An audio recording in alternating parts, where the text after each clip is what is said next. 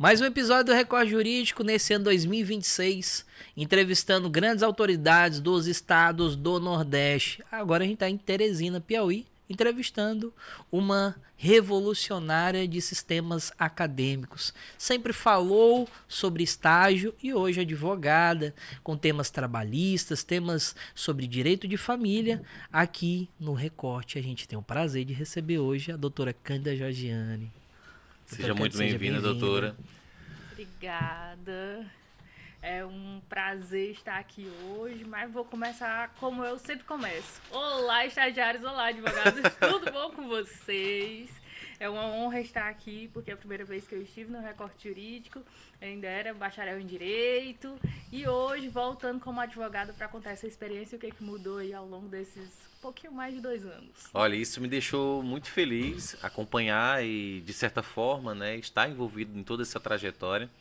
Encontrá-la novamente aqui na nossa mesa, conversando com a gente, trocando esse bate-papo aqui no podcast, é algo muito interessante, porque agora a gente vai conhecer um pouco, não mais da jovem bacharel Cândida, agora é a doutora Cândida Georgiane, né? Agora é diferente, a gente vai entender um pouquinho das áreas que ela atua, os desafios e como ela conseguiu fazer essa transição, né, de bacharel e conseguiu o seu posicionamento, seu local ali também na advocacia. Então, eu quero aproveitar em nome de toda a equipe do Record Jurídico para lhe parabenizar por essa jornada linda e parabenizar esse trabalho, que é um trabalho mais do que bonito. Ele não é só bonito, ele é um trabalho muito útil para toda a classe acadêmica, que é o seu projeto, que eu não preciso nem falar muita coisa, que todo mundo já conhece, que é o Estágio na Mira.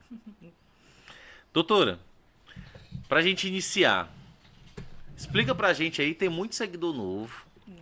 Agora, muita gente que está começando a faculdade também, né, que começou a seguir o Record Jurídico para entender um pouquinho desse meio jurídico. Explica para a gente quem é a Cândida Georgiane. Temos muita coisa aí, mas eu vou tentar resumir. Meu nome é Cândida Georgiane, como já foi muito bem apresentado. Eu tenho um projeto chamado Estágio na Mira, que eu iniciei ainda como estudante, no iniciozinho ali do curso. Eu pensei, não venho de uma família tradicional na advocacia, então eu tenho que ter um pouquinho mais de força, um pouquinho mais de fôlego para conseguir algumas coisas, né? Com muita força, com muita garra, e eu vi no estágio essa oportunidade. Então eu precisaria de prática, eu precisaria de experiência, eu precisaria de contato com a prática jurídica, que eu só poderia ter no estágio, eu não teria dentro da faculdade. E ali, logo no iniciozinho da faculdade, eu comecei a pesquisar sobre estágios públicos, privados, formas de ingresso, requisitos, tudo desse universo. E logo no iniciozinho do curso, eu consegui meu primeiro estágio, né? Foi ali entre o 2º e o 3º período, e foi uma coisa que chamou muita atenção, porque a maioria dos colegas achava que só podia estagiar no 5º período. Ainda hoje as pessoas acham isso, né? E logo depois eu consegui o 2º estágio, eu fazia 2 estágios ao mesmo tempo. Aí vieram mais dúvidas ainda. E eu utilizava o meu Instagram pessoal para compartilhar a jornada de estágio ali. Eu fazia a troca do crachá, que eu até falei na entrevista passada, né? Eu saía do estágio pela manhã, que era na Defensoria Pública da União, que era um estágio voluntário, e aí eu fazia ali nos stories a brincadeira da troca do crachá, e aí trocava o crachá pelo crachá do Banco do Nordeste, e aí estagiava no turno da tarde e estudava à noite. Então eu compartilhava isso e surgiam muitas dúvidas, como foi o processo seletivo, porque o processo seletivo de um órgão público é diferente de uma empresa privada, como o Banco do Nordeste é a Sociedade de Economia Mista, então ali tinha muita coisa diferente, específica para cada seletivo, e aí as dúvidas. E eu fui compartilhando, e o perfil cresceu por conta das dúvidas, cresceu por conta daquela caixinha de pergunta, que eu sempre abro, ainda hoje faço isso, para as pessoas tirarem dúvidas sobre o processo seletivo e sobre a advocacia, né, em geral. E aí o meu curso inteiro foi fazendo isso, me tornei advogada. Perfeito. E aí começou, além de estágio, além de oportunidade para bacharéis em Direito, estágio de pós-graduação, né, que é aquele estágio que a pessoa faz depois de formado, residência jurídica. Eu falo também hoje sobre a advocacia no meu perfil. Então a gente acaba juntando tudo, tudo que sou e consigo compartilhar no mesmo perfil. Cândida, uma pergunta que eu acredito que é válida. Eu sei que é lógico que o estágio ele abrilhantou a tua carreira, mas quando foi essa virada de chave? Que você tinha essa comunicação com estudantes, você estava sendo generosa em compartilhar a tua rotina com quem tinha dificuldade de conseguir um estágio. Mas na tua cabeça, assim, quando foi que veio, tipo assim, rapaz, isso daqui dá para virar algo maior. Dá para ser um projeto onde eu consigo ajudar estudantes de forma clara, a guiá-los a chegar no tão sonhado estágio. Eu acho que não foi uma ideia minha, né? Não foi eu que iniciei o que deveria ser feito. Nas caixinhas de pergunta, assim como vinham as dúvidas, vinham o que eles queriam de mim. Então eles chegavam, você deveria fazer uma mentoria, você deveria fazer uma palestra, você deveria fazer isso, fazer isso, fazer isso, e foram eles que pediram. E aí eu fui me adaptando a isso. Tanto que não foi do dia pra noite, né? Porque você fazer uma mentoria não é do nada, você montar uma palestra não é do nada. Então foi uma construção muito grande. Eu era a pessoa que morria de medo de falar em público. Eu tremia, eu passava mal, eu era a pior pessoa do mundo dentro de faculdade para um seminário. E aí daí para ser convidada ainda como estudante para fazer palestra em faculdade sobre estágio, porque era a única pessoa que tinha. Né? Era a única pessoa que podia ir numa faculdade para falar sobre estágio, para falar sobre pós-graduação, né? Que é o estágio de pós-graduação, sobre residência, sobre outras coisas. Ninguém fazia. Né? Os professores sabiam um pouco, mas os editais são grandes. Imagina o professor todo dia dar conta de 20 editais, que saem às vezes no mês. Não tem como para ele explicar para os alunos. Então, eu era a única pessoa. Então, eu, quanto estudante, ia fazer palestra em faculdade. Então, foi aí, né, com os pedidos, que eu observei o que eu precisava fazer, né? Aí tive a ajuda de muitos amigos, inclusive, dos que estão aqui, né? Que foram me dando ajuda, me auxiliando. Vamos fazer isso, vamos fazer aquilo. E aí foi construindo. Excelente. Agora fala pra gente como é que você consegue conciliar, né, esse projeto que, querendo ou não, demanda um tempo assim gigantesco, né, do seu dia com a advocacia. Porque eu vejo que você está com uma advocacia bem atuante, por sinal. Acompanho o seu trabalho na rede social. E eu não esperaria menos do que aquilo ali que eu vejo, que você já se empenhava bastante num projeto. Como você mesmo falou, que no início era voluntário, imagina um que te dá um retorno financeiro. Então, como é que é essa mágica? Explica pra gente. Assim, não tem mágica, mas é muito difícil. E eu vou dizer, sinceramente, é muito difícil porque, mesmo tendo vários contatos hoje, porque hoje eu conheço o recursos humanos da maioria das empresas, dos órgãos públicos, e às vezes eu fico sabendo de alguma informação ou outra ali sobre quando vai sair um edital, eu já tenho uma margem por conta das datas que foram seletivos em anos anteriores, eu consigo me organizar baseado nisso. A advocacia, eu não tenho como me basear o que vai acontecer amanhã, né? O que vai acontecer de madrugada de um cliente ligar. Então, é muito cansativo, né? São duas coisas que eu não consigo ter um calendário fixo de dizer na terça-feira eu exatamente vou fazer aquilo. Não tem como, nenhum dos dois. Porque eu posso estar aqui e tá saindo um seletivo agora. E eu não sei que ele tá saindo. E aí, na hora que eu pegar o meu telefone, os estudantes vão estar todos loucos, me fazendo perguntas e eu ainda nem li o edital, né? Acontece demais. Mas, saiu o edital. Eu paro, eu já sei exatamente quais são os pontos que eu preciso ler, obrigatoriamente. Requisito, valor da bolsa, prazos de recurso, data da prova e onde faz a inscrição. Ali é o que eu faço de urgente, publico e aí eu termino de ler o edital. E aí eu vou fazendo ali, metade de uma coisa, metade de outra. E rede social eu acho que já tá tão naturalzinho, eu posto onde eu tô, eu converso um pouquinho. Então, não puxa tanto de mim. Então, stories, postagem no Instagram, não é trabalho pra mim, é diversão.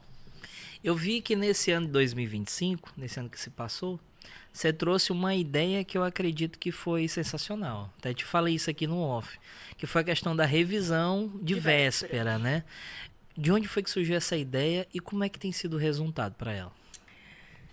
Vamos lá. A ideia da revisão de véspera, ela veio dos comparativos com concursos públicos, né? Então, os estudantes perceberam, eu percebi no estágio na mira, que estava começando a crescer uma complexidade em relação aos seletivos.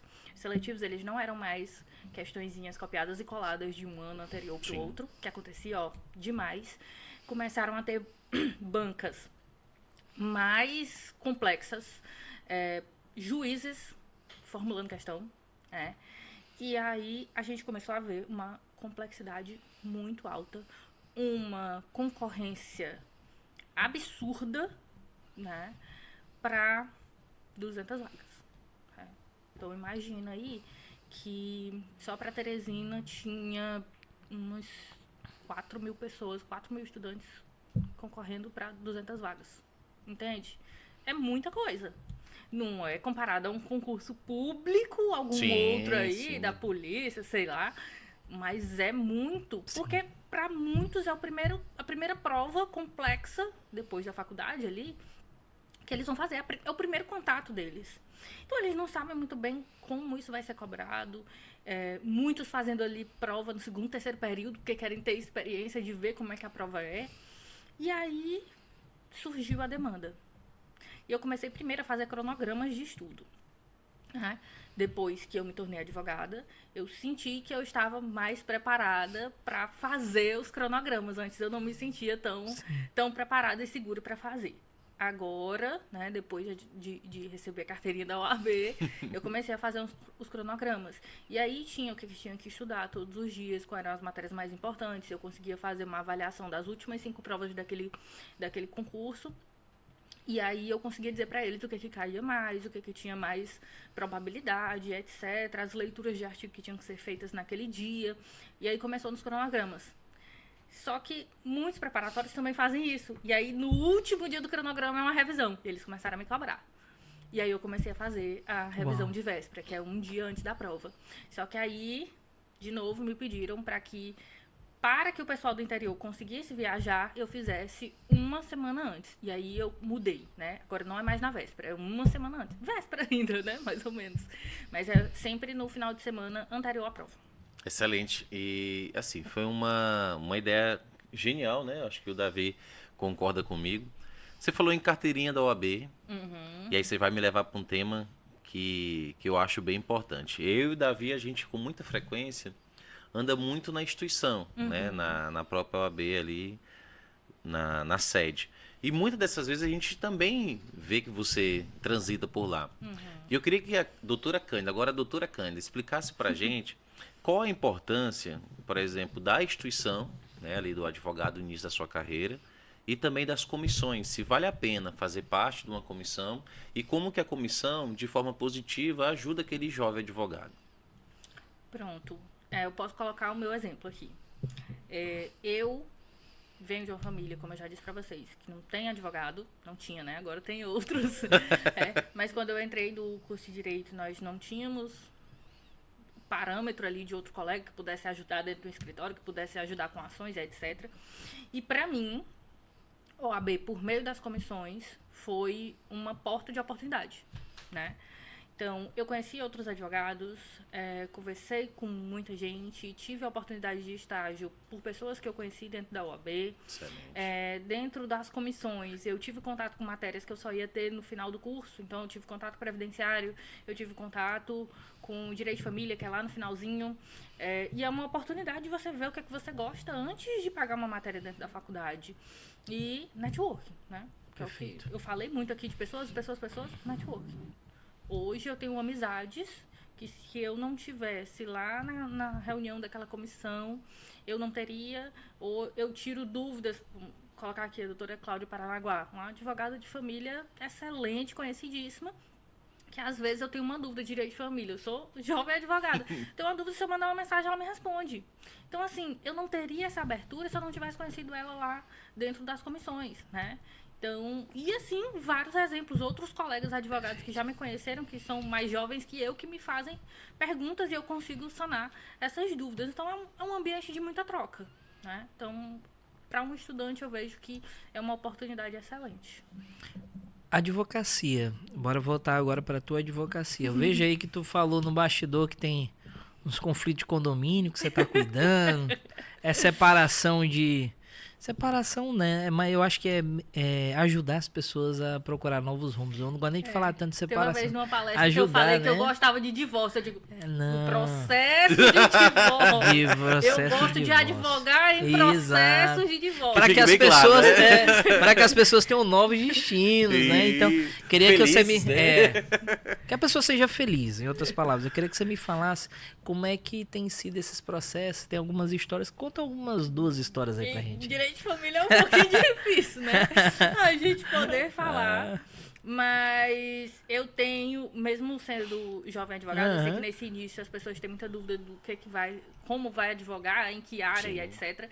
Eu sempre gostei muito de direito de família, a área civil, né? Nunca gostei muito de direito penal. E a gente vai descobrindo algumas outras áreas dentro da área que a gente gosta. Eu descobri o direito condominial. Eu comentei aqui que às vezes a gente tem que ir para eleições de condomínio com segurança, né? Particular, para amenizar os ânimos, né? Ficar todo mundo seguro, na verdade. Amo o direito de família, sim. É uma área sensível. Eu sei que muita gente vê, tem muita briga, etc. Na verdade, a gente busca que não exista. A maioria dos processos que eu advogo envolve criança, envolve adolescente, e o que a gente quer é a solução mais rápida, que a gente sabe que um processo, ninguém vai ficar 100% feliz no final. A gente busca colocar na cabeça dos nossos colegas, até os colegas advogados, dos nossos clientes, que existe possibilidade de acordo, existe a mediação, mas às vezes não é possível. Mas é uma área maravilhosa, né? Você sorri, você chora, você faz amigos. Tem cliente às vezes que manda mensagem: vamos numa festa, vamos beber junto. Eu não consigo ainda, não sei se tem alguns advogados que conseguem, mas eu ainda não consigo ter essa proximidade tão grande com colegas, né? Porque eu atendo muitas mulheres. E aí, às vezes, de tanto conversar, vira amiga, sim, né? Porque a pessoa se Imagina. abre, conversa sobre toda a sua vida. E aí, às vezes, gera realmente uma amizade. Mas assim, não posso contar detalhes de processos, mas eu posso dizer que é uma área, assim, maravilhosa. Excelente. Olha, a energia da Cândida é muito contagiante. Tranquilamente, a gente poderia passar aqui, eu acho que horas conversando.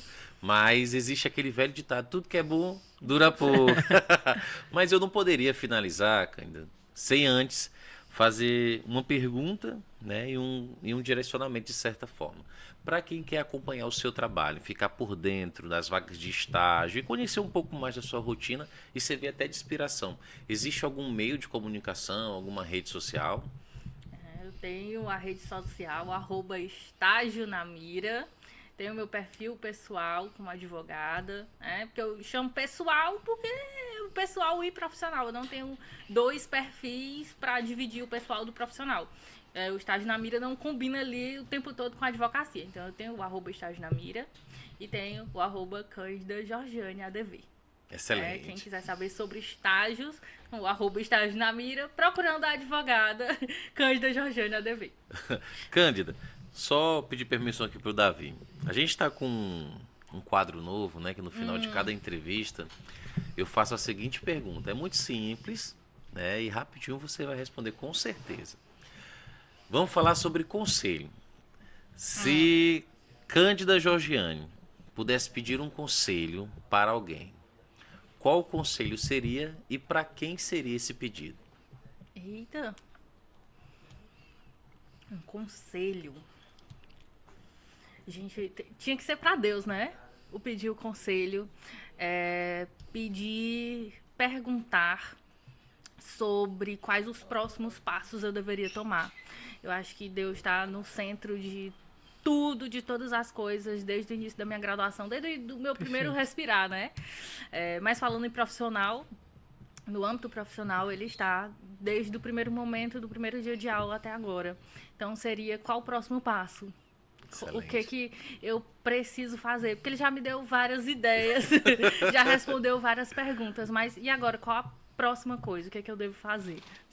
Essa seria a pergunta. Excelente, excelente. Para você que ficou até aqui, eu convido a compartilhar, curtir esse episódio, em agradecimento também ao nosso parceiro INAP, Mandar um abraço pra Aline, pro Diego, né? Com certeza. Que estão sempre conosco aqui no programa. Cândida, agradecer a tua participação por ter vindo, tá bom? E dizer que em 2026, já a gente vai conversar com a Cândida aqui, porque tem vindo um projeto novo por aí, nem ela sabe. Mas eu já tô dando, Eu não me dá spoiler, já tô né? dando esse spoiler aqui pra vocês que assistiram esse episódio, tá bom? É isso aí. Lembrando que toda semana tem episódio novo e para você que quer ficar por dentro e maratonar, segue lá o nosso YouTube, começa a se inscrever no canal, lá tem uma lista de vários episódios bacanas que com certeza você vai gostar. Toda semana tem episódio novo. Nós estamos aqui aguardando por vocês. Tchau, tchau. Aí, show.